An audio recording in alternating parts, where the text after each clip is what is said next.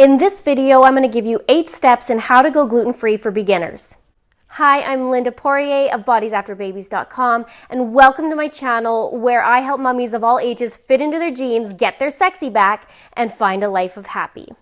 My story of having to go gluten-free started 11 years ago. I was experiencing really horrible symptoms. I was super tired, I was bloated, and to the point where I looked like I was 6 months pregnant, you guys. Like seriously, I was so bloated. I would start from nothing and I would go and look like, hey, like, when are you having your baby? That's how bad it was.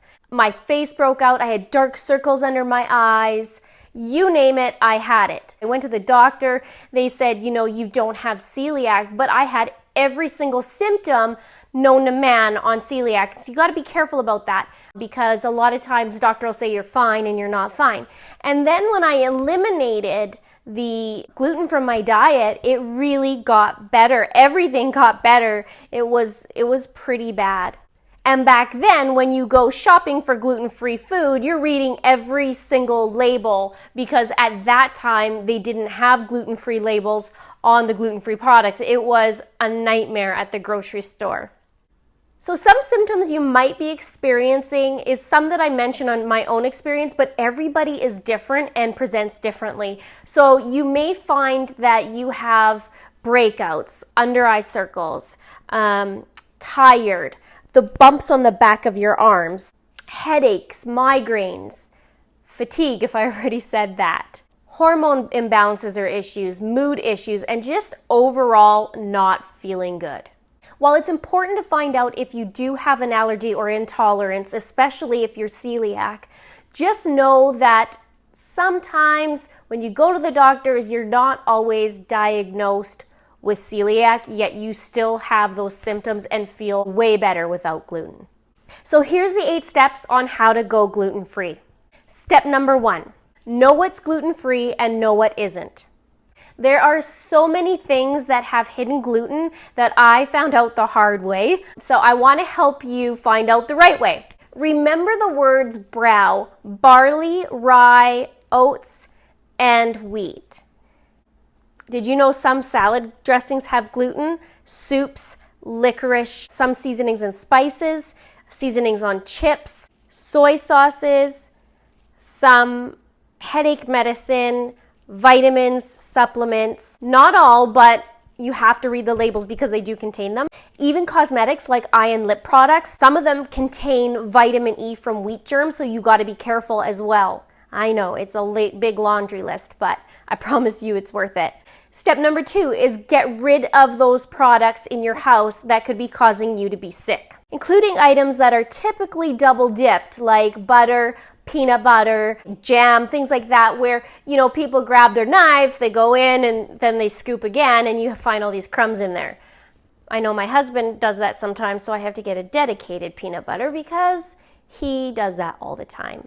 Your toaster maybe need to be replaced as well because you have all the crumbs from before. It's super important that you don't have that cross-contamination.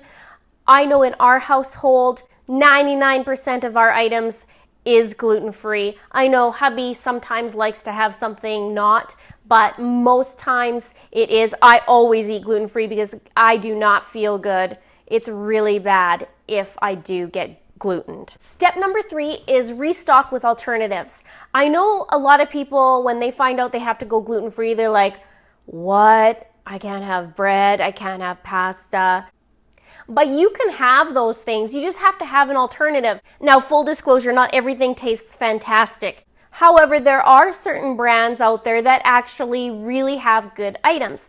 I don't recommend you going full-on processed gluten-free. A lot of those products have higher sugar content, higher sodium content. The carbs are higher. I know regular bread compared to gluten-free bread is way higher in the carb count, like 2 to 1. So just be careful of that. I don't even really eat bread. I do once in a while when I get a craving, but I don't eat bread.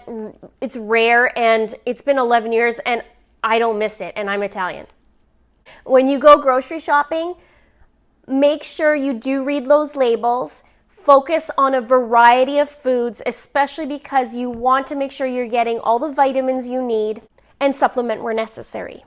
You can find gluten-free products in your local grocery store. You could also go to the more organic, natural stores. They have tons of gluten-free, which is awesome choices. You get variety. It is a little bit more expensive, but if you stick to the non-processed food, it is not. So it's what everybody else is paid. Number 4, learn how to make your food. So when you're going gluten-free, immediately you're thinking, well, I can't have this and I can't have that and I can't have the other thing. Go on a recipe site, go on Pinterest. There are tons of recipes that taste good and you don't have to go find some weird ingredient for it. I love all recipes, they rate it. I also go on Pinterest, which is really good, and you can always find really great recipes. You don't need crap in your food regardless if you're gluten-free or not. You don't need the extra crap in your food.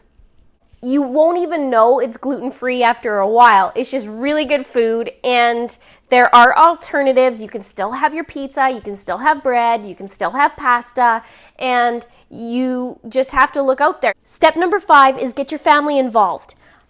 In my household, we all eat gluten-free, with the exception of hubby once in a while bringing in something that's not.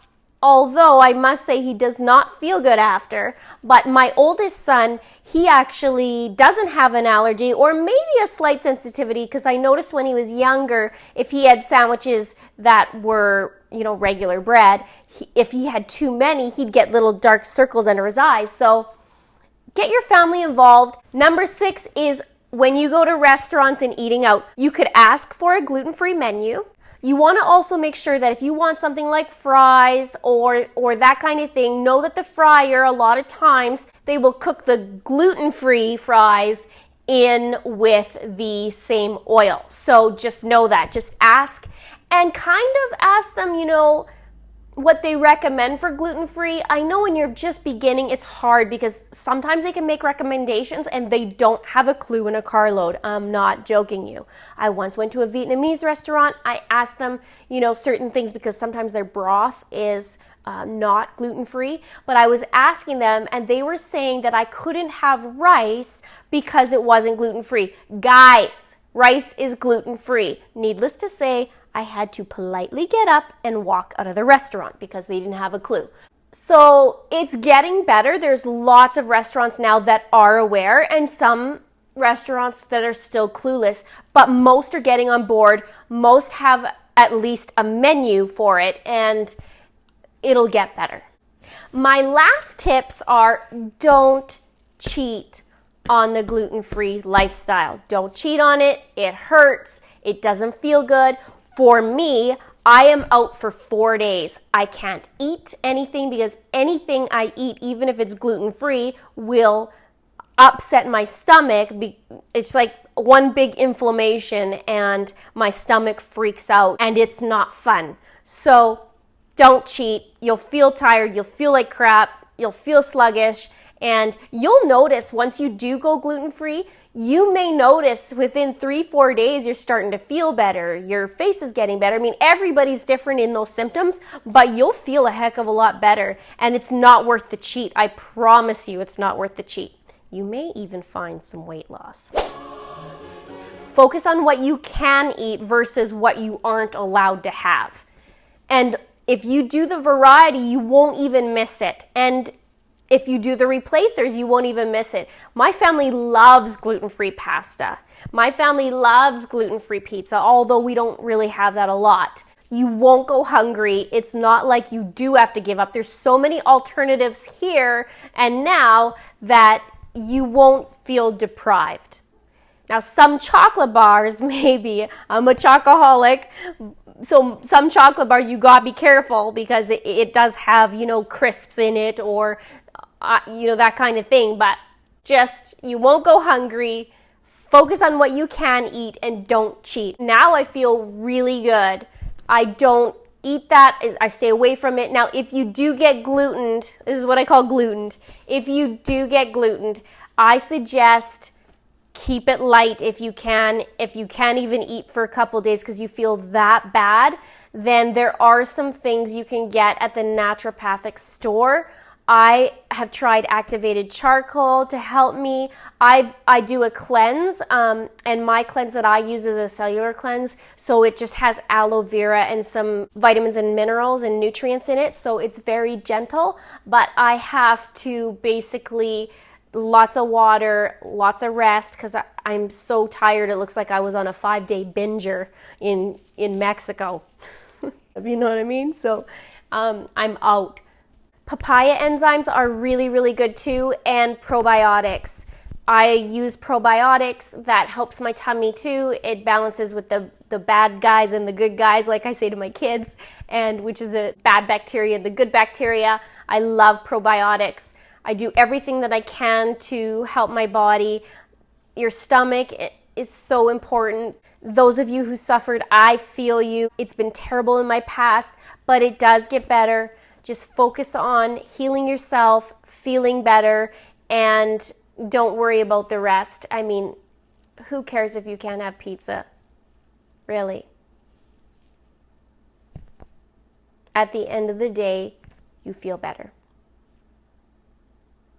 I hope you enjoyed this video. If you did, click the thumbs up button for me. If you haven't subscribed, please click the subscribe button below. Thank you so much for watching. Until next time, please click the subscribe button to go. I can't say it. I can't say that. Papaya enzyme and Restock and all. When you go and or yeah. My story of having to go gluten-free.